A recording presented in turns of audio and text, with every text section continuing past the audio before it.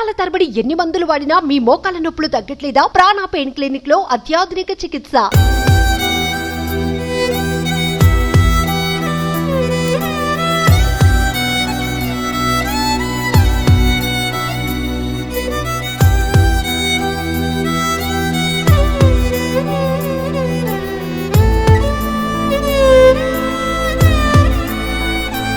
నిన్న కొప్పగుంటపాలెంలో జరిగిన మరి ఈ సంఘటన సభ్య సమాజం తలదించుకునే సంఘటన చాలా ఘోరం, చాలా దారుణం. దీన్ని పూర్తిగా ప్రభుత్వం మరి ఖండిస్తూ ఉంది. ఎందుకంటే మేము ఎంతో కేర్ఫుల్గా ఉన్నా కూడా ఇంకా అక్కడక్కడ చిన్న మరి ఆ లోపాల్లో ఈ పరిస్థితులు ఏర్పడుతున్నాయి. మనం మీ అందరికీ తెలుసు, చట్టాలు కూడా ఈ నెల నుంచి మారిపోయినాయి. చట్టం కూడా చాలా స్ట్రిక్ట్గా మరి కేంద్ర ప్రభుత్వం మరి తీసుకొచ్చింది. ఎట్టి పరిస్థితుల్లో ఇలాంటి సంఘటనలు జరిగినప్పుడు రెండో వాడు కనీసం ఆలోచించడానికి కూడా ఉండకుండా అంత కఠినమైన చట్టాలతో పూర్తిగా మరి దీన్ని ఇలాంటి వ్యవహారాల్ని పూర్తిగా అనగదొక్కే పరిస్థితి ఉండాలి. అలాంటి చట్టాలు ఈరోజు వచ్చాయి. అయితే దురదృష్టకరం. పర్సనల్గా నేనైతే ఎక్కడో జరుగుతున్నా కూడా మేము చాలా విచారం వ్యక్తం చేస్తాం. అలాంటిది నా కాన్స్టిట్యున్సీలో జరగడం, అది కూడా ఇంత, నేను అయితే ప్రతి విషయం కూడా పోలీసులతో మాట్లాడి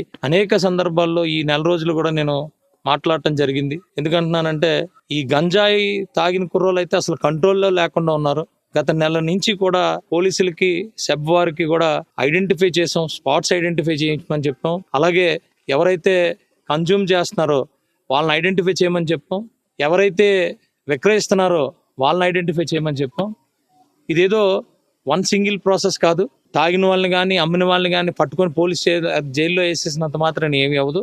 ఇది పూర్తిగా అరికట్టాలి. తద్వారా ఇలాంటి మరి పరిస్థితులు ఉన్న వాళ్ళందరినీ ఆపాలి, వాళ్ళందరినీ మార్పు చేయించే పరిస్థితి పూర్తిగా తేవాలి అనే దాని మీద గత నెల రోజుల నుంచి వర్క్ చేస్తున్నాం.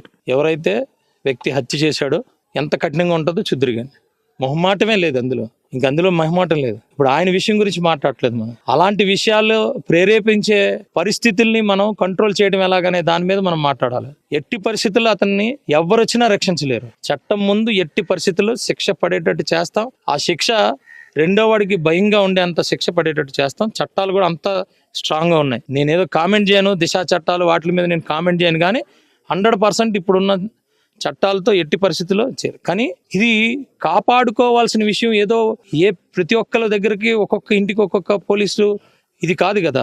ప్రతి ఒక్కరూ మనం బాధ్యత అంటున్నా, ప్రతి ఒక్కరు బాధ్యత అంటున్నా. ఎవరి పిల్లలైనా మన పిల్లల్లాగే మనం ఎప్పుడైతే మనం భావిస్తామో ఆ రోజే మనం ఆడపిల్లలందరినీ రక్షించుకోగలుగుతాం. ఇది అందరికీ ఉండాలి, అందరికీ రావాలి. అది నా తాపత్రయం, అంతకు మించి ఇంకోటి ఏం లేదు.